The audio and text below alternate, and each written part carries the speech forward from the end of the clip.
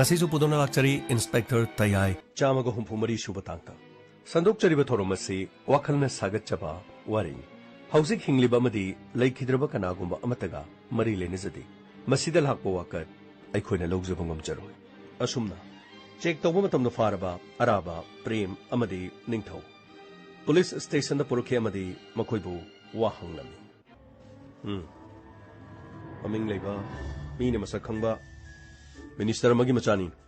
Nangi Apopana Lebaski Minister Ori Aduga Nangna Matugi Marunda Pata Batabakator Chinai Nangi Gari de Gifangiva Paisha Aduga Nongmai Gari Dongtan Paisha Sinakanagino Singna Mutayo Sir Paisha do Aina Pabung de Giloban Asuga Mopesha Sidi Nangi Pabung de Gamai Loriba Ha Nangi Pabung si Aini adaba pesa me am lebro adura gana CBI de case ma pansala gana khoi mungsi check toro di black money am leidoi jalo ha hojigi matam dane minister oi be mele oi ba se mi ne mata thajana raktram masi gi marum ge ro khamra black money me am leiba ningon de thabak to gune haduna pesa am lo aduga ne paisan thamaga MLA khodi mona tawdrasu ne minister khodi mona tawdrasu ataw bukhara di yawra Miyam na ngasi MLA Minister Simbulan Uraisi kay Ginokongra. Ako'y Manipur Kaki Wanat. India gi manung daliriba. Minister Oribasing. MLA Oribasing. Aduga Kanadese. Praja miyam na ngasi thazana raktrise. Nakoy gumana sana suyoba. Aduga tabag sena torpungam do. Nong may dusu ako'y babungini haydura. Ha. License gala natraga kamay to buno. Sir, license po di Aigi tum lejai sir. Hey, license ki nomai haduga pangliba nomai sigane. Yamna kena khazan. Kamai to buno. Nangi gari de aur me nomai se kamai to buno. Sir, license ki nomai haduga adugi nomai duga onsin na kada bani sir. Eh, ai karim khonga maro siro. Ai karim ta khonga maro siro. Leba ga sidane. License gan pari basingi tongan bani ongkhral. Madugi manungda Myanmar dagi atang panumai makan lupa lak manga taruk tagina tara phawgi manungda masi phawgi manungda leiba tang manumai du leirga nongmai adu sendok sadoga collaboration torga manungi sarga dunu mapangi nongmai orga mathakki sarga dunu ne license ganda piba asoki sil yoba adugi nongmai du onchalaga afa afa ba makangi nongmai kya marum paiba leiba asdi am leira am ek ki matungi ne nangbu NSA palaga Jail dana punsi kyam kuina leni khangbra ha kyam kuina leni ne nang khangge ba masi mi so sum tongna badu de sir ai so amakhutang araba license gandi Bharat Sarkar ne yarba adugane Home Department gi ayaba micham prajana karamba makhangi numoi paiga de se tongana lepagale .32 gi nongmai maru se license gan se prajamiam public na paibagi naman na khuisel paibana nongmai atang malerga .32 gi mahut na khuna nongmai du sejanaraga aran ba thabak torok doi halamega kapamega siramega taramega pare sijo seng ba haidre ko aroi boin hai khut thaba pamdargadi paisa sing asi kana gi sir ain haijaribis aina pabum de gi logjabani sir Sir, asing wani sir. Aina pabung dagi logja bani. Aina thaba ma to ge haidana. Aina pabung dagi logja bani. Kari thaba. Kari thaba no. Ai gari amata loge na to bani. Gari. Lupa kya bibano nang leidoi sibo. Kaya bibano banang lagu se. Ai. Gari lebu du su paisa leina gari leiya bana tine. Khanga bro. Akoi karim to khongoi dong ma bro. Karai dagi paisa na hai. Karam bai imung dagi ren sam ta laga Karam imung dagi lapo pesano. Hey, Prem, pesa sikai dino. Sir, ikoi di sir, arabagi matung sum injabani sir. Ikoi di thoi dokpa pesa sigi maram da khangba leijati sir. Hey, sir, asing mani sir, pesa sigi maram di ikoi karim da khangjati sir. Nongmai sidi, ha, nongmai sidi. nong mai sigi maram su khang da bro halu ro ning thau sir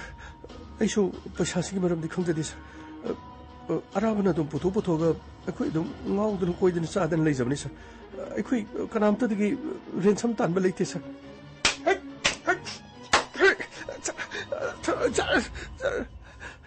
नखोई की मियानी फारगा नखोई की खुतले रिसी खंगरो हाँ नखोई की मियानी फारगा कोई खुतले रिसी खंगरो sir मखोई ने लोइने higher बनी ने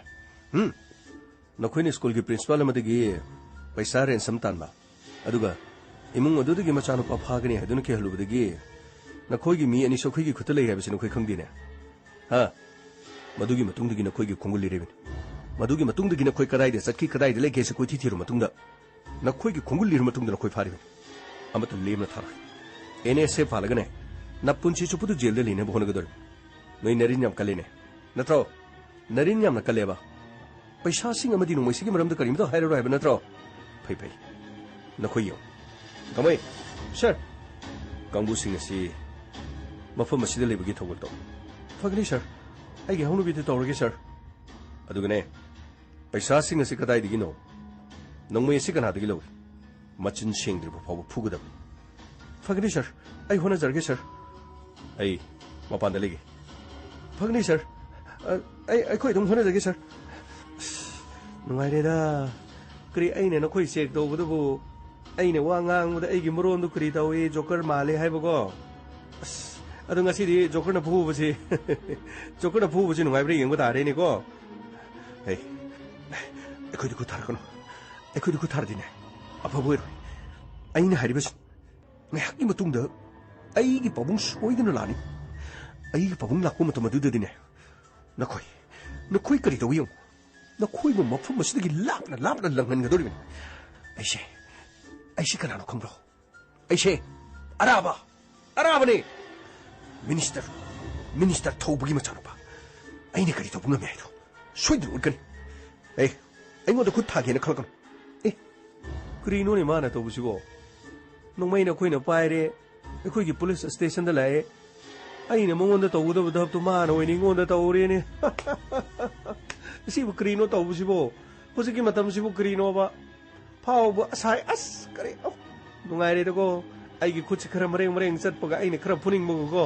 मागी मोंगसिगी हेना आइना फुनिंगनेबा अदुम मसिदी मोंगाइसिदगो किन्नचिनो या थादो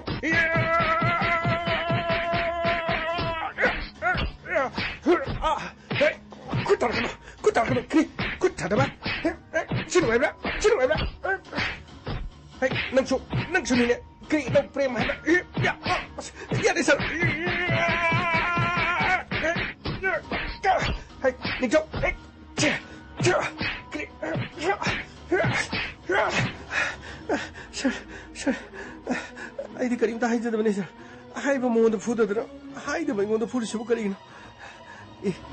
hai da mo ngo da fui ba nangi na ming do ning thau hai ba na tro mi maming da so ning thau go ri ni ne asi nang di kari lam ge ning thau oi bra ha hura ma sing sige marak ti yaw ba ge ning thau oi bra hura ma gi ma ko oi bra ba oi mi u se ta ba no ne ko ai khoi se kri oi no no ha ai khoi se kri oi no bra ba se lila ge police oi no bra oi khoi di aseng ba police ni ko mi u se ta di se dum ja ga ni sa sa hai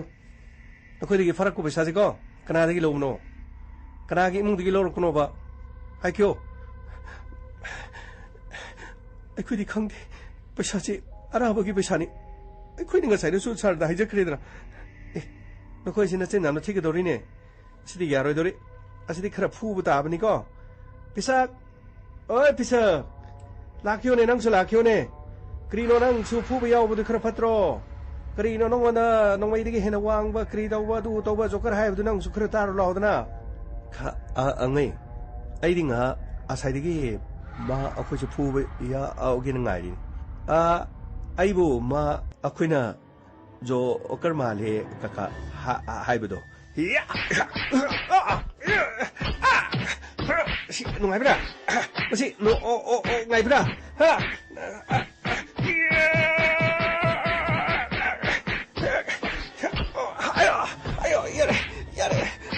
yare ka ari ki yaba ha na akoy na yam na u isit ki adaday ne ha ay na ma aray tat pasibo no o ni ngay ka ari lege ba ha masi ay na ta at kayaw na ina ta alira ba ay na ma aray talise na ta at kayaw na ta alira ba mi pi ikpasu ta amoy pan manine ka ari ginunoy na u isit ito bo ha say asisa ara kandadi ma aray tat pa na pu ubaso no ngayang nida ha no ngayang nida ba nakoy yakre itaw piso nang sa kupu di ay kupu ito may na nool ini ko ya nool ini asi itaw nga hatong potase asi mo koy marin yam nakali ko adu nga halay ka mo puse ko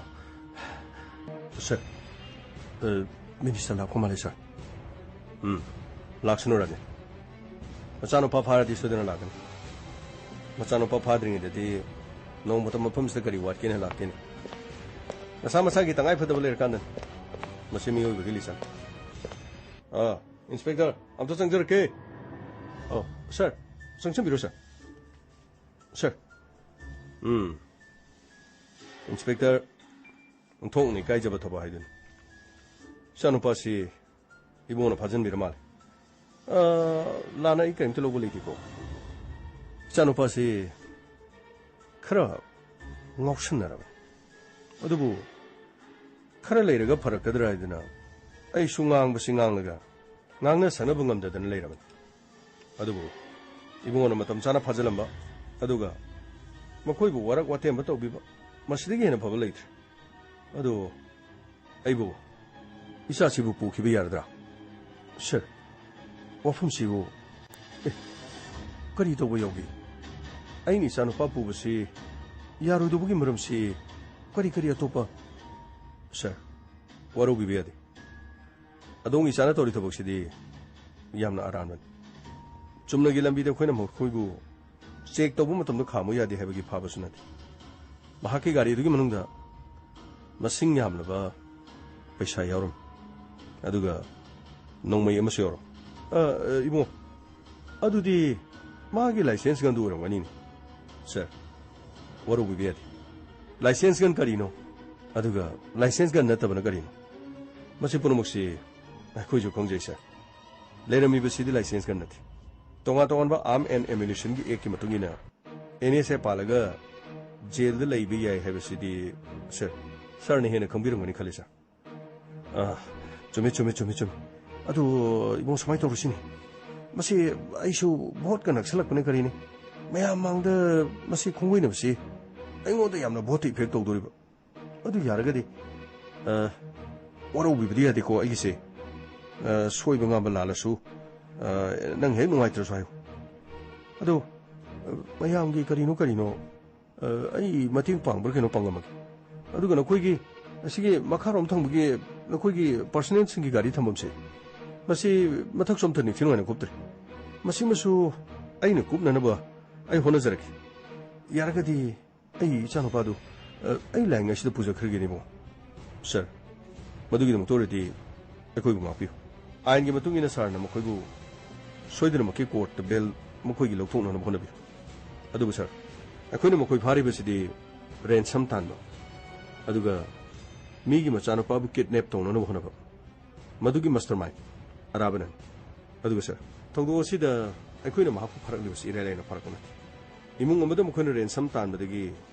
mahak kapun bamiyo en mado akoi na hana phagal matung da makoi gi machandagi wafam singa se mathang haidor kunisa tangai phadana sir haujuk chigi bel losia kada bamanti adugo akoi gi makai digi su bel pithopi gano aduga judicial custody da remand loktarga numit 15 ni wahong pohong toba masi yabiu haidunun akoi no ji haine na bugi sem saris aduga court na numit 5 ni dang pirasu akoi gi di 5 ni haibasi yamna marang kai fare bungo inspector isa phatrabani na kari diu pale adubu ai suma pa ko bani na ne isa do phakre haibasida yaragadi karinu khara piraga ya sanaba lairagadi yage haragadi pangya yanaba sudum yawido fare नखोइने नियम तौरबनिना अइने करी हारुनी अदुदी अइ अमुक चनब तौरगेने sir अखोइगे वाफम असिदे Sarna अखोइबु लाना लोबिगन अदोमना दोंगी साफत्रबसु अदोमना लेबासकिदमक थमोइ सेंगनमदि मियामगिदमक अफब थबक क्यासु तोबिरी मसिदगी हेना Sarna तोबिरगदि sir मचा फत्रबसु मपा लुचिंग अफब क्या लेरी sir मसिन दुम लेबाक मियामना sir मचा असिना फनायाम फत्रबसु मपाना मिचंग चंगदे हारबदि सर अइगी मोतदि मियामनासु सरबु थागनरकनि खले सर चुम्मे इंस्पेक्टर इचा कौबनिना इशु अइगी तौफम थोकप खरदुगी लाकपनिदा फरे फरे तंगाई फदना नंगना मखोइबु कोर्ट पुथोकलब मतुंगदा सोइदना मखि जुडिशियल कस्टडी दे थमगे हायरन जुडिशियल कस्टडी दगी अइना मु मखोइबु लौथोकप ताबे फरे फरे अदुदी अइ अमुक चलुखिगे सर याम नुवाइजरे सर सर सिदी मागी मोंग दंग साइ लाकपुदुगा हायरदि सर हौजिक माना तौरिसिगा मपासिगी मसासिगी खरा खेनबा मालिदे सर गमै मपासिना गमै मिनिस्टर सि सोराइबि नतिनि मफम मस्तगी हराव हराव चटखिबे वान मतुंगदा करी तौरकदगे खंगमथि हायरमिबु वादु उद्रो जुडिशियल कस्टडी दे रिमांड लौरगा जेल दा थाजलनि जेल लगी लौथोकप ताबनि तौबदी मचा हाइबस्ती मचा ममा मपागी मफमददी मचाना फत्रबसु मचागुमदुम नुसिबा ताबनि एनीवे मखोइ मचिन सेंगब्रा सर मखोइदि फुबदो सर मखोइ मचिन इसिंग सेंगदे सर पैसा अदु कनागिनो नोंमै अदु कदाइदगी लौइ मचिन सेंगद्रबनिना रिपोर्ट अदु लेत्रगदि जुडिशियल कस्टडी दे रिमांड लौथोब नतना करीमतो पाले मखोइना मरिन खारिबदो करीमतो पालेरो अदुमक सांगदबा ताबन राजेन सर निंगथिजना मखोइगी स्टेटमेंट अदु कोर्ट सेसिंग लांखाकदबन फारिबा पैसा मसिंग अदुगा फंगिबा खुलाइ मदुगा लोइनना court उठकदबन फंगनि sir असुमना inspector Tyagi team अदुना फागलिबा मखोइ मंगा मथंग मथंग वा अमममतो ओइना हंखि अदुबु पैसा अमदि नोंमै अदुगी मरमदा मखोइ हाइखि मसिना मरम ओइदना कोर्ट मखोइ चे लांखटखि कोर्ट मखोइ पुथोरखिरमि अमदि नुमित खरनी मखोइबु जुडिशियल कस्टडी दा थमनबगे याबदो लौखि मसिगी मखा तारकदा मखोइदिगी करीमता फंगमथि मसिदिगी मखोइबु जेल दा थाजलखिरमि अमरोमदा जेल दा लेरगलिबा इंगो अमदि मनाव मखोइ मतम लोरुदुन जेल अदुदिगी थोंगननबगिदमा सेम सारम मनाव लौनी अमर तुम तो उनरमसि लौनी होय अमर अमर नखोइनि थोकप तारे होय अखोइ थोकिगे अदो सिदा मी खना चैनबा अतै अतै तौरोनुको अइना कनासु खनबा पाम्बा लेतेदा अइना करिगे खनादैनो मखोइ मखोइनि इंगोंदा होरकपा ngatan अइ कनागसु खनबा पामथि अदो फरे अदो अमर नंगी मी चप्पगा थंबदो मदुगी थबकतु खरा तोको करीमतो वारुन अखोइ चरखरसुने नंग उनबा दुम लाकनियाबा यानिदा नखोइसु नखोइगी पुंसीदा नोंगाय याफबोय अमहना मफम सिदा लाक्तबोय मफम से नोंगायबा मिसिंगी लेफम नाथि ममांगदा तोकिबा सोइबा रानबा पुनमक्तु थादोकपिरगा हेन अफबा यामना नोंगाय याफबा पुंसी अमदा लेबिरो अदुबुदि अखोइ अमहना गंजागी थबक करी करी अखोइ करीमदा पाइदो लेत्रेदा अदो अखोइनि याम पाखतपम खक लेबा नंगने सिदा मी फुनबा खोटबा करी करी तौबदो अदुगी वानिदा अदो वाम हाइगे ngarangने मोय अनौबा मी मंगा थाजल खरमनिको सिदैदा ममित मनागदु चप चप चप युंगदना मोंगा मी तौतौनी अदो मखोइगा मोन सिनरगा मु नंग नमु ngakthi chaptana mu kei tौलेरंगनिको अखोइसुने हाइनरगा नोमनि नि दंग सांगतबा यारदि फदौबो पर पर मखोइसु मतम लोइरेना तौसलेबा अदो ꯑꯅꯧꯕ ꯂꯥꯛꯄ ꯃꯤꯁꯤꯡꯗꯨꯒ ꯑꯣꯟꯁꯤꯟꯅꯗꯅ ꯈꯟꯅ ꯆꯩꯅꯕꯒꯤ ꯊꯕꯛ ꯇꯧꯔꯨꯅꯨꯀꯣ ꯃꯅꯥꯎ ꯑꯩꯅ ꯍꯥꯏꯗꯨꯅꯤ ꯑꯩ ꯀꯅꯥꯁꯨ ꯈꯟꯅꯔꯣꯏ ꯑꯗꯨꯒ ꯑꯅꯧꯕ ꯆꯪꯉꯛꯄꯒ ꯑꯩꯒ ꯀꯔꯤꯝꯇ ꯃꯔꯤ ꯂꯩꯅꯗꯦ ꯐꯔꯦ ꯑꯗꯣ ꯑꯩꯈꯣꯏ ꯊꯣꯛꯈꯤꯒꯦꯕꯀꯣ ꯅꯪ ꯐꯖꯅ ꯂꯩꯔꯝꯃꯨꯀꯣ ꯃꯇꯝ ꯈꯔ ꯂꯩꯔꯒ ꯑꯃꯨꯛ ꯊꯦꯡꯅꯁꯦꯕ ꯃꯔꯛ ꯃꯔꯛꯇ ꯑꯩꯈꯣꯏ ꯑꯗꯨꯝ ꯂꯥꯛꯀꯦꯀꯣ ꯌꯥꯅꯤꯗ ꯐꯔꯦ ꯌꯧꯕꯤꯔꯣ ꯑꯗꯨꯗꯤ ꯑꯩꯈꯣꯏ ꯆꯠꯂꯨꯈꯤꯒꯦ ꯅꯪ ꯅꯥꯗ ꯌꯦꯛꯇꯅ ꯐꯖꯅ ꯂꯩꯔꯝꯃꯨꯀꯣ ꯍꯣꯏ ꯅꯈꯣꯏ ꯑꯅꯤꯁꯨ ꯅꯨꯡꯉꯥꯏ ꯌꯥꯏꯐꯕ ꯑꯣꯏꯕꯤꯌꯨ ꯑꯩꯅ ꯑꯃꯨꯛꯀꯁꯨ ꯍꯥꯏꯖꯔꯤ ꯃꯐꯝ ꯑꯁꯤꯗ ꯑꯃꯨꯛ ꯍꯟꯅ ꯂꯥꯛꯅꯕꯗꯤ ꯍꯣꯠꯅꯕꯤꯔꯅꯨ ꯂꯥꯛꯑꯔꯣꯏ ꯑꯩꯈꯣꯏ ꯁꯨꯡꯂꯥꯛ ꯍꯦꯛ ꯂꯥꯛꯑꯔꯣꯏ ꯑꯩꯈꯣꯏ ꯂꯥꯛꯑꯁꯨꯅꯦ ꯅꯪ ꯎꯅꯕ ꯈꯛꯇꯅꯤꯀꯣ ꯂꯥꯛꯇꯣꯏꯁꯦ ꯏꯉꯣ ꯑꯩ ꯌꯥꯝ ꯀꯞꯅꯤꯡꯉꯦ ꯉꯁꯤꯗꯤ ꯅꯍꯥꯟ ꯃꯈꯩ ꯁꯨꯝ ꯂꯩꯃꯤꯟꯅꯔꯝꯃꯒ ꯉꯁꯤ ꯈꯛꯇ ꯑꯃꯨꯛ ꯁꯨꯃꯥꯏꯅ ꯇꯧꯕꯁꯦ ꯌꯥꯝ ꯅꯨꯡꯉꯥꯏꯇꯕ ꯑꯁ ꯌꯥꯔꯦ ꯀꯞꯁꯜꯂꯛꯑꯅꯨ ꯅꯪꯁꯨ ꯆꯠꯂꯝꯗꯥꯏꯁꯤꯗ ꯑꯩ ꯑꯃꯨꯛ ꯀꯞꯅꯤꯡꯉꯦ ꯅꯪꯅ ꯑꯃꯨꯛ ꯀꯞꯁꯜꯂꯦ ꯑꯃꯔ ꯑꯗꯣ ꯑꯩꯈꯣই ꯆꯠꯂꯨꯈꯤꯒꯦꯀꯣ ꯑꯗꯣ ꯅꯪ ꯐꯖꯅ ꯂꯩꯔꯝꯃꯨ ꯅꯪ ꯎꯅꯕ ꯂꯥꯛꯀꯅꯤ ꯑꯩꯈꯣꯏ ꯑꯅꯤ ꯁꯤꯟꯅꯗꯅꯅꯦ ꯅꯪꯒꯤ ꯑꯋꯥꯠ ꯑꯄꯥ ꯀꯩꯅꯣ ꯑꯩꯈꯣꯏ ꯍꯪꯕ ꯁꯣꯏꯗꯅ ꯂꯥꯛꯀꯅꯤꯀꯣ ꯌꯥꯔꯦ ꯅꯈꯣꯏ ꯑꯅꯤ ꯁꯣꯏꯗꯅ ꯉꯥꯏꯔꯝꯃꯅꯤ ꯌꯨꯝꯗ ꯆꯠꯄꯤꯔꯣ ꯑꯩꯒꯤꯗꯤ ꯀꯔꯤꯝꯇ ꯈꯟꯕꯤꯔꯨꯅꯨ ꯑꯩꯒꯤꯗꯃꯛꯇ ꯅꯈꯣꯏ ꯑꯅꯤꯅ ꯋꯥꯕꯤꯕ ꯑꯩ ꯄꯨꯟꯁꯤ ꯆꯨꯞꯄꯒꯤ ꯀꯥꯎꯔꯣꯏ ꯑꯩꯒꯤ ꯄꯨꯟꯁꯤꯗ ꯑꯩꯒꯤ ꯁꯨꯅꯤꯇꯥ ꯑꯃꯗꯤ ꯅꯈꯣꯏ ꯑꯩꯒꯤ ꯊꯕꯛꯁꯤꯡ ꯑꯁꯤ ꯄꯥꯡꯊꯣꯛꯄꯗ ꯅꯈꯣꯏ ꯑꯅꯤꯅ ꯌꯥꯝꯅ ꯆꯥꯎꯅ ꯃꯇꯦꯡ ꯄꯥꯡꯕꯤꯈꯤ ꯌꯥꯝꯅ ꯅꯨꯡꯉꯥꯏ ꯃꯐꯝ ꯑꯁꯤꯗ ꯑꯩꯒ ꯑꯣꯟꯁꯤꯟꯅꯗꯅ ꯍꯧꯖꯤꯛꯇꯤ ꯀꯅꯥꯒ ꯋꯥꯔꯤ ꯁꯥꯟꯅꯒꯅꯤ ꯑꯃꯨꯛ ꯍꯟꯅ ꯃꯐꯝ ꯑꯁꯤꯗ ꯂꯥꯛꯇꯅꯕ ꯍꯣꯠꯅꯕꯤꯌꯨ ꯅꯪ ꯀꯞꯄꯕ꯭ꯔꯣ ꯅꯪꯅ ꯀꯞꯄꯗꯤ ꯑꯩꯈꯣꯏ ꯑꯅꯤꯃꯨꯛ ꯈꯣꯡ ꯊꯥꯡꯗꯣꯛꯑ ꯆꯠꯄ ꯉꯝꯗ꯭ꯔꯦꯅ ꯇꯧꯔꯤꯁꯤ ꯏꯉꯣ ꯃꯅꯥꯎ ꯀꯞꯄ ꯅꯠꯇꯦ ꯉꯁꯤ ꯃꯤꯠꯇꯒꯤ ꯁꯤꯟꯊꯔꯛꯂꯤꯕ ꯄꯤꯔꯥꯡ ꯑꯁꯤꯗꯤ ꯍꯔꯥꯎꯕ ꯅꯨꯡꯉꯥꯏꯕꯒꯤ ꯄꯤꯔꯥꯡ ꯐꯔꯦ ꯐꯖꯅ ꯆꯠꯄꯤꯔꯣ ꯑꯗꯨꯗꯤ ꯐꯔꯦ ꯑꯩꯈꯣꯏ ꯑꯃꯨꯛ ꯊꯣꯛꯈꯤꯒꯦꯀꯣ ꯂꯥꯛꯑꯣ ꯆꯠꯁꯤ ꯂꯥꯛꯑꯣ ꯑꯁ ꯀꯩꯗꯧꯔꯒꯦꯅꯦ ꯅꯣꯏꯅꯤꯕꯣ ꯑꯃꯨꯛ ꯂꯩꯈꯤꯒꯦ ꯍꯥꯏꯕ꯭ꯔꯣ ꯆꯠꯅꯤꯡꯗ꯭ꯔꯕ꯭ꯔꯣ ꯁꯣꯝꯗ ꯉꯥꯏ ꯂꯩꯔꯦ ꯁꯥꯝꯅ ꯑꯁ ꯊꯣꯛꯂꯛꯑꯣ ꯂꯥꯛꯑꯣꯅꯦ ꯑꯁ ꯂꯥꯛꯑꯦ ꯁꯥꯔ ꯂꯥꯛꯆꯔꯦ ꯁꯦ ꯁꯤꯅ ꯅꯈꯣꯏ ꯑꯅꯤꯒꯤ ꯒꯟꯖꯥ ꯍꯨꯔꯥꯟꯕꯗ ꯁꯦꯠꯄ ꯗ꯭ꯔꯦꯁꯇꯨꯅꯤ ꯁꯦ ꯁꯤꯒꯤ ꯀꯔꯤꯅꯣ ꯆꯦꯊꯤ ꯆꯦꯀꯥꯏ ꯆꯦꯒꯨꯝ ꯁꯤ ꯑꯃꯠꯇ ꯎꯠꯇ ꯌꯥꯗꯕꯅꯤ ꯁꯤ ꯈꯨꯗꯣꯞꯇꯨ ꯁꯤ ꯂꯩꯔꯦ ꯈꯨꯗꯣꯞꯁꯤꯁꯨ ꯁꯅꯥꯒꯤ ꯈꯨꯗꯣꯞꯇꯤ ꯅꯠꯇ ꯃꯥꯜꯂꯦꯅꯦ ꯁꯦ ꯀꯩꯅꯣꯅꯤ ꯁꯦ ꯄꯩꯁꯥ 10ꯒꯤ ꯈꯨꯗꯣꯞ ꯑꯣꯏꯔ ꯃꯥꯜꯂꯦ ꯁꯤ ꯂꯩꯔꯦ ꯁꯤꯗ ꯆꯦ ꯆꯥꯡ आधार सिगाई से लेरे से लौरो से चे चांग आई कार्ड गाड़ी की से ड्राइविंग लाइसेंस याम नुंगाइजरी सर अखोई पोचई सिंगजे सरोइना फजन थमजानी अई पैसा कुन साब खुदोक पाइजे लोई बुथुपिरे अस इंगो नंगी सोक्सलोदना अस करीब लौरोदोइनो आधार कार्ड ने तौरीजे उन्हें असीद उल्लिब मसक्सिगा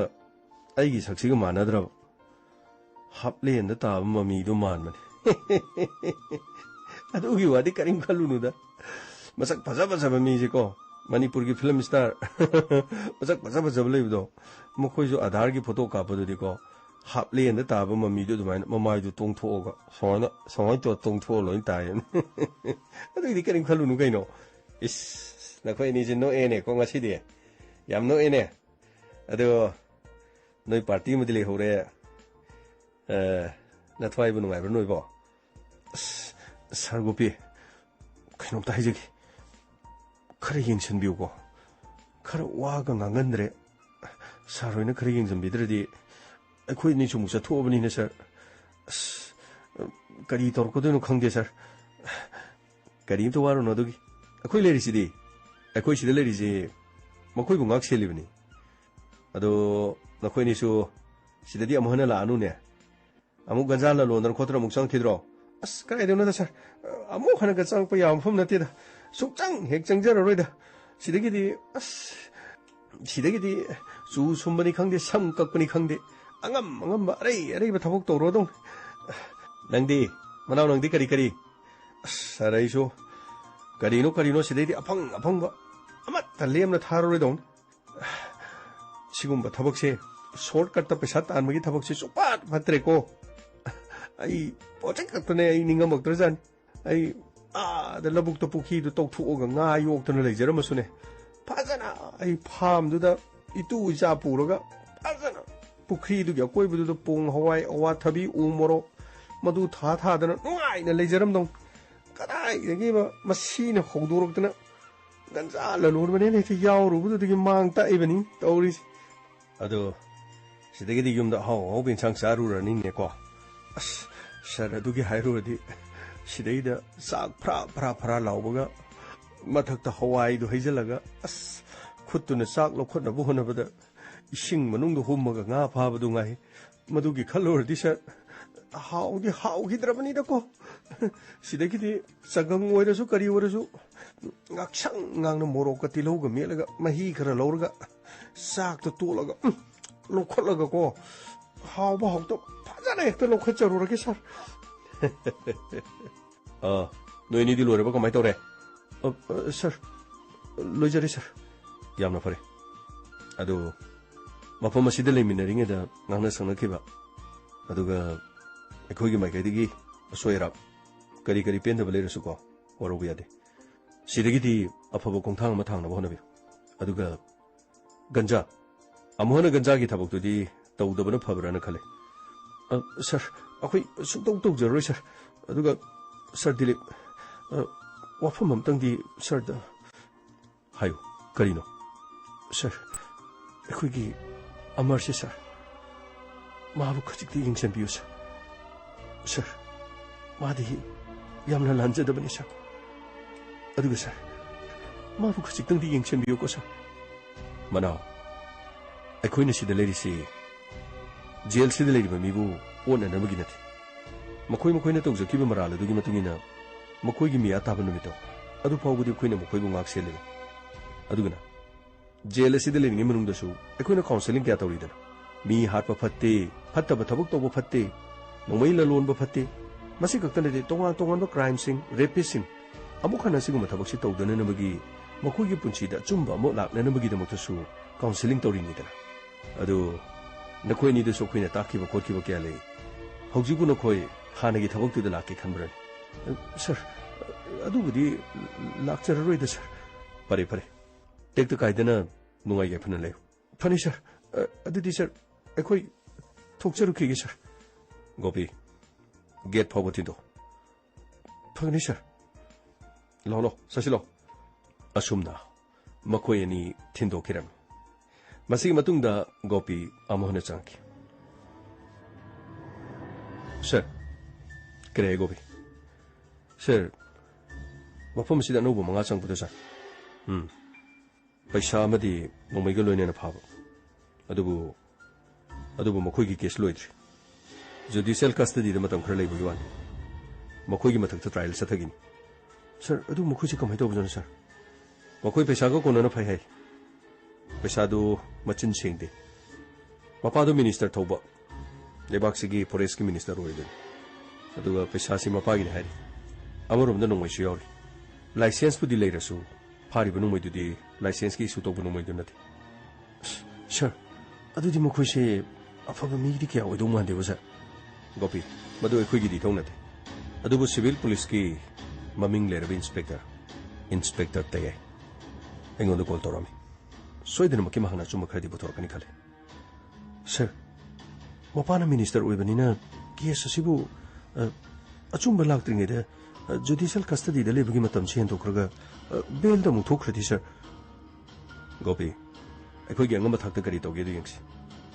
changchalo mobile phone pamrang wari sanalo aduga masimudi khong nangna phone piribedo ai bu khangdana bagi mongdo pihalo aduga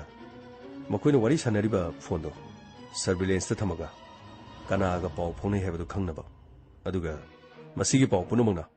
inspector te aida pina batokshi ꯐꯒꯅꯤ ꯁꯥꯔ ꯑꯗꯨ ꯌꯥꯝ ꯅꯨꯡꯉꯥꯏꯔꯦ ꯁꯥꯔ ꯑꯩ ꯍꯧꯖꯤꯛ ꯍꯦꯛꯇ ꯆꯠꯂꯒꯦ ꯁꯥꯔ ꯃꯣꯏꯒ ꯍꯦꯛꯇ ꯎꯅꯔꯨꯔꯒꯦ ꯁꯥꯔ ꯆꯂꯣ 다다 다다 다이부톤 그라이게 레이크게 다다 나랑 라이에 그리노네 또이시보 융시보 니 레이버만 되다 이랑게 탕탕하다나 그이노 머닝 마야가시보 선발 세야가 이카 가전 믿어봐 그리 도르자는 뭐지보 아득이시보 고모이 너들네 몽원도 없다 한게 고모이 아이 이사 난디 가이살로이노 난디 그이노 어코이 공공지 다도 어쩌그래 나다이 나기 가이로르기는 뭐 아이슈 나 사마다 떠보니네 다이부톤시보 그이노 뭐이 뭉지 밈들 레이트지가 말되노 마차누파 홍강 레이브도나 고이레다 보기바 까리노 아마다묵 탐 따우네브라 가이노 그이노 하지보 마기 마차누파 싱네드나 마코이 마후치나 시네 탐도리바 아두마이나 따우네 하브라 가이노 레가이시다 양강나라 보니다 다이부토노지 마차기다목티 양와노 호나저럭보니다나 땡땡땡땡 떠우드나 산로이드나 마데기 가기 팜 떠우드나 이때면서 기가 그이노 뭐코이니노 호나부도 마사싱기디 로이나 마사싱지 마히 마싱 담할레니 팜 떠콜럭드나 파샤 파이칼럭드나 미 까나고 뭐르디네 나는 홍것들은 뭐코이 아들 레이야람 아도 마사싱지기 마스파노 좀 짜남네나 융오드라 마차누파 한도 오자니 오리도 야이마두나 뱅크 매니저 아두가 아토무드니요 SD원 아라이브나 팀이 아도 보그레드나 마마 아빠도 윰시들 레링에다디 파나 농가이나 레라면 뭐코이기 마낙두드니 헤나 농가이 레이크라버 가이노 숭라 굴라키드레 농부 농가이티 할라니도 satти ꯆꯠꯅꯤꯡꯈꯤꯗꯕꯅꯤ ꯅꯣꯡꯃ ꯃꯆꯥꯁꯤꯡꯗꯨ ꯂꯥꯛꯇ꯭ꯔꯤꯉꯩꯗ ꯋꯥꯔꯤ ꯁꯥꯔꯝꯃꯤ ꯃꯆꯥꯁꯤꯡꯅ ꯃꯈꯣꯏꯒꯤ ꯃꯅꯥꯛꯇ ꯂꯩꯔꯁꯤ ꯍꯥꯏ ꯆꯠꯁꯤꯔ ꯆꯠꯀꯨꯝꯁꯤꯔ ꯑꯁꯨꯃꯥꯏꯅꯒ ꯋꯥꯔꯤꯒ ꯍꯥꯏꯐꯦꯠ ꯍꯧꯗꯣꯔꯝꯕꯅꯤꯗ ꯑꯗꯩ ꯃꯈꯣꯏ ꯅꯨꯃꯤꯠꯇꯨꯗ ꯂꯥꯛꯑꯒ ꯖꯧ ꯇꯧꯔꯒ ꯍꯦꯛꯇ ꯄꯨꯈꯤ ꯂꯩꯀꯥꯏ ꯃꯌꯥꯝ ꯑꯣꯝꯁꯟꯅꯔꯒ ꯈꯥꯝꯃꯨꯕꯁꯨ ꯌꯥꯗ ꯍꯥꯏꯔꯕꯁꯨ ꯌꯥꯗ ꯏꯊꯧ ꯅꯠꯇꯕꯅꯤꯅ ꯑꯗꯨ ꯀꯔꯤꯒꯤꯅꯣ ꯑꯗꯨ ꯏꯇꯥꯎ ꯅꯪ ꯅꯍꯥꯟꯈꯩꯗꯤ ꯊꯤ ꯈꯪꯗ꯭ꯔꯒ ꯅꯪꯅ ꯉꯁꯤ ꯈꯛꯇ ꯇꯥꯏꯕꯣꯇꯣꯟ ꯊꯤ ꯂꯥꯛꯏꯁꯤ ꯀꯔꯤꯒꯤꯅꯣ ꯑꯩ ꯇꯥꯏꯕꯣꯇꯣꯟꯒꯤ ꯂꯃꯟ ꯌꯥꯝ ꯇꯣꯜꯂꯤꯅꯤ ꯃꯤꯒꯤ ꯁꯦꯟꯅ ꯈ꯭ꯋꯥꯡ ꯀꯣꯏꯕꯗꯒꯤ ꯑꯩꯁꯨ ꯂꯩꯕ ꯌꯥꯗꯗꯅꯅꯤ ꯑꯩꯅ ꯇꯥꯏꯕꯣꯇꯣꯟꯗ ꯃꯥꯒꯤ ꯂꯧꯗꯨ ꯕꯟꯗꯣꯞ ꯊꯝꯃꯒ ꯁꯤꯖꯤꯟꯅꯒꯦ ꯍꯥꯏꯗꯅ ꯑꯩꯅ ꯂꯧꯗꯨ ꯁꯤꯖꯤꯟꯅꯕꯅꯤ ꯃꯃꯩꯊꯪꯗꯗꯤ ꯇꯥꯏꯕꯣꯇꯣꯟꯒꯤ ꯄꯩꯁꯥꯁꯨ ꯍꯨꯟꯕ ꯉꯝꯗ꯭ꯔꯦ ꯃꯗꯒꯤꯗꯤ ꯑꯩ ꯑꯗꯨꯝ ꯆꯦꯜꯂꯦꯗꯅ ꯑꯗꯨꯕꯨ ꯑꯩꯁꯨꯅꯦ ꯑꯩꯁꯨ ꯍꯣꯠꯅꯕ ꯀꯟꯕ ꯃꯤꯅꯦ ꯑꯩꯁꯨ ꯍꯧꯖꯤꯛꯇꯤ ꯃꯤꯒꯤ ꯃꯔꯜ ꯂꯣꯏꯅ ꯁꯤꯡꯉꯦ ꯑꯗꯨ ꯇꯥꯏꯕꯣꯇꯣꯟꯗꯣ ꯃꯥꯒꯤ ꯂꯧ ꯑꯃ ꯑꯩꯅ ꯕꯟꯗꯣꯞ ꯊꯝꯕꯤꯕꯗꯣ ꯂꯧꯗꯣ ꯑꯩꯅ ꯍꯜꯂꯦ ꯑꯗꯨ ꯌꯦꯡꯉꯨꯁꯦ ꯃꯥꯒꯤ ꯂꯧꯗꯨꯒꯤ ꯆꯦꯅꯤꯁꯦ ꯃꯥꯒꯤ ꯂꯧꯗꯨꯒꯤ ꯆꯦꯗꯣ ꯑꯗꯨ ꯃꯁꯤ ꯃꯉꯣꯟꯗ ꯄꯤꯒꯦꯅ ꯂꯥꯛꯄꯅꯤ ꯃꯥꯒꯤ ꯂꯧꯒꯤ ꯆꯦ ꯃꯆꯥꯅꯨꯄꯥꯁꯤꯡꯗꯨ ꯑꯁ ꯇꯥꯔꯗꯤ ꯃꯗꯨ ꯃꯨꯟꯕꯤꯈꯤꯅꯨꯕꯨ ꯀꯩꯅꯣ ꯍꯥꯏꯁꯤꯕꯨ ꯈꯨꯝꯃꯩ ꯑꯁ ꯃꯆꯥꯁꯤꯡꯗꯣ ꯊꯣꯛꯅ ꯐꯠꯈꯤꯗ꯭ꯔꯦꯗ ꯁꯤꯗ ꯂꯩꯔꯤꯕ ꯁꯤꯒꯤ ꯌꯨꯝ ꯏꯪꯈꯣꯜꯁꯦ ꯌꯦꯡꯉꯨ ꯃꯣꯏ ꯑꯍꯨꯝꯅꯅꯦ ꯆꯥꯎꯈ꯭ꯔꯕ ꯃꯁꯤ ꯏꯪꯈꯣꯜꯁꯦ ꯁꯔꯨꯛ ꯑꯍꯨꯝ ꯊꯣꯛꯑ ꯌꯦꯟꯅꯅꯤ ꯑꯗꯨꯒ ꯀꯩꯔꯣꯜ ꯂꯩꯀꯥꯏ ꯊꯪꯅꯔꯤꯕꯁꯤꯡ ꯁꯥꯒꯩ ꯃꯥꯒꯤ ꯂꯩꯔꯤꯕꯁꯤꯡꯁꯤꯗ ꯃꯆꯦꯠ ꯃꯆꯦꯠ ꯌꯣꯜꯂꯒ ꯃꯈꯣꯏ ꯌꯦꯟꯅꯅꯤꯅ ꯍꯧꯖꯤꯛ ꯑꯉꯛꯄ ꯃꯑꯣꯡꯗꯅꯤ ꯇꯧꯔꯤꯁꯦ ꯅꯪꯅ ꯑꯃꯨꯛ ꯃꯗꯨꯒꯤ ꯂꯧꯗꯨ ꯄꯤꯁꯜꯂꯨꯔꯗꯤ ꯑꯁ ꯂꯧꯗꯣ ꯑꯃꯨꯛ ꯃꯈꯣꯏ ꯑꯍꯨꯝ ꯊꯣꯛꯅ ꯌꯦꯟꯅꯅꯤꯅ ꯁꯣꯏꯗꯅ ꯇꯧꯔꯛꯀꯅꯤ ꯈꯨꯝꯃꯩ ꯅꯪꯒꯤ ꯋꯥꯁꯤꯕꯨ ꯑꯁꯦꯡꯕ꯭ꯔꯣ ꯑꯁ ꯑꯩꯅ ꯅꯉꯣꯟꯗ ꯑꯃꯨꯛ ꯐꯥꯒꯤ ꯇꯧꯈꯤꯗ꯭ꯔꯣ ꯏꯇꯥꯎ ꯅꯪꯕꯨ ꯑꯁ ꯑꯗꯨꯗꯤ ꯃꯈꯣꯏꯒꯤ ꯃꯆꯥꯁꯤꯡꯗꯨꯅ ꯂꯩꯕ ꯑꯦꯗ꯭ꯔꯦꯁꯇꯤ ꯅꯪ ꯂꯣꯏ ꯈꯪꯕ꯭ꯔꯣ ꯑꯁ ꯑꯗꯨꯕꯨꯗꯤ ꯂꯣꯏ ꯈꯪꯉꯤꯗ ꯂꯣꯏꯅ ꯍꯥꯏꯒꯠꯂꯒ ꯏꯝꯐꯥꯜꯗ ꯂꯩꯈ꯭ꯔꯦꯗꯅ ꯑꯗꯨ ꯃꯈꯣꯏ ꯄꯨꯟꯅ ꯄꯨꯟꯅ ꯂꯩꯕꯗꯤ ꯅꯠꯇꯦ ꯑꯃꯅ ꯃꯥꯂꯣꯝꯗ ꯑꯃꯅ ꯁꯤꯡꯖꯃꯩꯗ ꯑꯗꯨꯒ ꯑꯃꯅ ꯀꯩꯁꯥꯝꯄꯥꯠꯇ ꯑꯣꯏꯔ ꯃꯥꯜꯂꯦ ꯐꯔꯦ ꯑꯗꯨꯗꯤ ꯃꯈꯣꯏꯒꯤ ꯑꯦꯗ꯭ꯔꯦꯁꯇꯣ ꯆꯞ ꯆꯥꯕꯤ ꯅꯉꯣꯟꯗ ꯑꯝꯇ ꯆꯦꯗ ꯏꯔꯒ ꯑꯝꯇ ꯄꯨꯈꯤꯒꯦ ꯑꯩꯅꯦ ꯑꯍꯜꯗꯨ ꯎꯅꯕ꯭ꯔꯥ ꯀꯩꯅꯣ ꯑꯩ ꯀꯩꯅꯣꯃꯗꯤ ꯇꯧꯔꯒꯦ ꯑꯁ ꯏꯇꯥꯎ ꯑꯩꯗꯤ ꯃꯗꯨ ꯇꯧꯍꯟꯅꯤꯡꯗꯦꯀꯣ ꯅꯪꯅ ꯃꯗꯨ ꯇꯧꯔꯨꯔꯒꯅꯦ ꯀꯩꯗꯧꯕ ꯂꯥꯛꯏꯅꯣ ꯀꯩꯗꯧꯕ ꯎꯅꯔꯤꯅꯣ ꯇꯧꯔꯒ ꯂꯧ ꯂꯩꯔꯦ ꯈꯣꯠꯂꯦꯅ ꯇꯧ ꯂꯩꯔꯗꯤ ꯂꯧꯗꯨ ꯃꯨꯟꯕꯤꯈꯤꯅꯤꯀꯣ ꯑꯩꯒꯤ ꯋꯥꯗꯤꯅꯦ ꯑꯍꯜ ꯑꯅꯤꯗꯨ ꯅꯨꯡꯉꯥꯏꯅ ꯂꯩꯕ ꯑꯣꯏꯔꯒꯗꯤ ꯐꯔꯦ ꯑꯗꯨꯒ ꯑꯍꯜ ꯑꯅꯤꯗꯨꯅ ꯋꯥꯅ ꯂꯩꯔꯝꯕ ꯑꯣꯏꯔꯒꯗꯤ ꯑꯩꯗꯤ ꯃꯣꯏꯒꯤ ꯂꯧꯗꯨ ꯃꯗꯨꯒꯤ ꯆꯦ ꯆꯥꯡꯗꯨ ꯃꯆꯥ ꯃꯁꯨꯒꯤ ꯃꯃꯥꯡꯗ ꯑꯩꯗꯤ ꯄꯤꯍꯟꯅꯤꯡꯗꯦꯕꯨ ꯑꯩꯈꯣꯏꯅꯅꯦ ꯂꯩꯀꯥꯏꯁꯤꯗ ꯂꯩꯔꯛꯄꯗ ꯂꯨꯄꯥ 100 200 500 600 ꯍꯪꯕꯗꯅꯦ ꯀꯅꯥꯝꯇ ꯄꯤꯅꯤꯡꯉꯥꯏ ꯂꯩꯄꯣꯟꯇꯦ ꯑꯩꯈꯣꯏꯒꯤ ꯇꯥꯏꯕꯨꯇꯣꯡꯒ ꯑꯗꯨꯒ ꯏꯇꯦꯝ ꯁꯛꯀꯤꯒ ꯆꯦꯡ ꯂꯩꯇ꯭ꯔꯦꯗꯅ ꯃꯣꯏꯗ ꯍꯪꯉꯨꯕꯗ ꯁꯦ ꯑꯗꯒꯤ ꯏꯟꯁꯥꯡꯅꯦ ꯀꯩꯅꯣꯝꯇ ꯑꯗꯨꯗꯣ ꯍꯪꯉꯨꯕꯗ ꯁꯦ ꯑꯍꯥꯎꯕ ꯊꯣꯡꯕꯗꯅꯦ ꯁꯦ ꯃꯣꯏ ꯃꯇꯩ ꯃꯅꯥꯎ ꯐꯕ ꯂꯩꯄꯣꯟꯇꯦ ꯁꯤꯗꯩꯗ ꯈꯤꯇꯪ ꯃꯈꯣꯏꯅ ꯃꯁꯥ ꯁꯣꯜꯂꯛꯄꯗ ꯏꯇꯩꯃꯗꯣ ꯊꯕꯛ ꯌꯥꯝꯅ ꯁꯨꯔꯛꯄꯅꯤꯅ ꯂꯨ ꯇꯥꯡ ꯆꯤꯛꯇꯅ ꯀꯩꯅꯣ ꯇꯧꯗꯅ ꯈꯔꯒꯁꯨ ꯂꯦꯡꯉꯝꯗꯗꯅ ꯑꯗꯨꯝ ꯂꯩꯕꯅꯦꯕ ꯃꯗꯒꯤ ꯇꯥꯏꯕꯨꯇꯣꯟꯗꯣ ꯅꯨꯡꯉꯥꯏꯇꯦ ꯁꯨꯃꯥꯡ ꯃꯆꯤꯁꯤꯗ ꯁ꯭ꯋꯥꯏꯗ ꯃꯩ ꯇꯦꯛꯇꯅ ꯌꯥꯝ ꯂꯩꯖꯔꯝꯕꯅꯤ ꯏꯪꯈꯣꯜ ꯆꯥꯎꯈ꯭ꯔꯕꯁꯤ ꯌꯦꯡꯉꯨ ꯃꯅꯥ ꯃꯁꯤꯡ ꯊꯥꯗꯅ ꯂꯪꯉ ꯂꯩꯕꯗꯨ ꯌꯦꯡꯉꯨ ꯃꯣꯏꯅ ꯃꯁꯤꯗꯩꯗ ꯊꯥ 2 3 ꯌꯨꯝ ꯊꯥꯗꯣꯛꯈꯤꯕꯁꯤꯗ ꯏꯃꯨꯡꯁꯤ ꯄꯨꯔꯥ ꯈꯨꯟꯇꯥꯛ ꯂꯥꯠꯁꯤꯕꯒ ꯃꯥꯟꯅꯔꯦꯃꯤ ꯏꯟꯊꯣꯛ ꯅꯨꯡꯉꯥꯏꯈꯤꯗ꯭ꯔꯕ ꯁꯩꯗ ꯐꯔꯦ ꯈꯨꯝꯃꯦ ꯅꯈꯣꯏꯗꯒꯤ ꯑꯃꯨꯛ